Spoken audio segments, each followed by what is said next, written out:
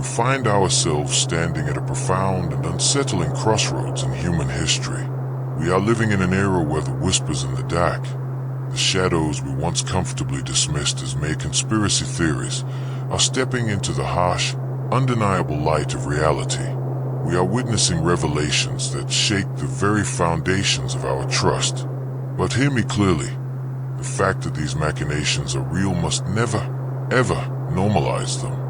The truth of a horror does not excuse it.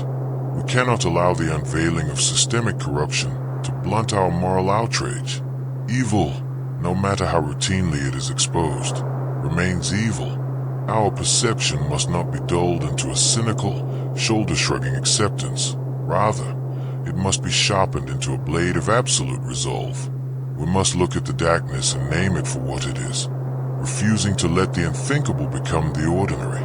In the face of such profound disillusionment, the human instinct is to look upward and outward. We search the horizon for a savior. We hope for an external power, a divine intervention, or a sudden, flawless leader to descend and right the scales. We must awaken from this passive waiting. We must save ourselves. Think of the ancient prophecies, the promised return of a savior. Perhaps, in this critical hour, we must understand this not as an external event we wait for, but as a profound metaphor for the awakening within us.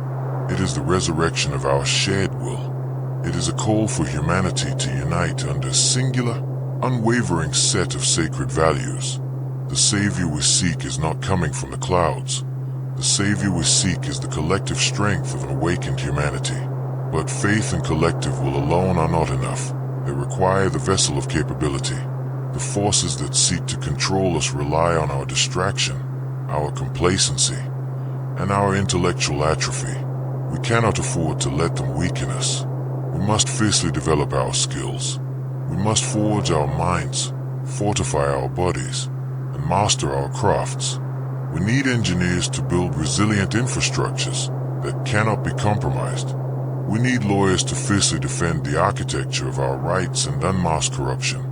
We need scientists to pursue truth uncorrupted by greed, and economists to design systems that elevate humanity rather than enslave it.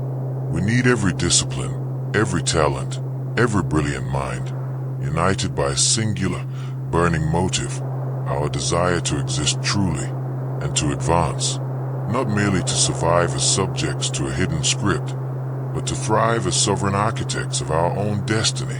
Let us be brutally honest about the enemy we face.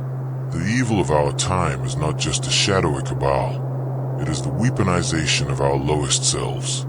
It is impulsivity. It is the subnatural desire that degrades our potential, the manufactured outrage, the endless distractions, the base instincts that are exploited to keep us compliant and divided. To fight this evil, we must operate with absolute control, profound self-discipline, and an unrelenting passion for our future. We must conquer the lesser parts of our own nature before we can conquer the darkness in the world.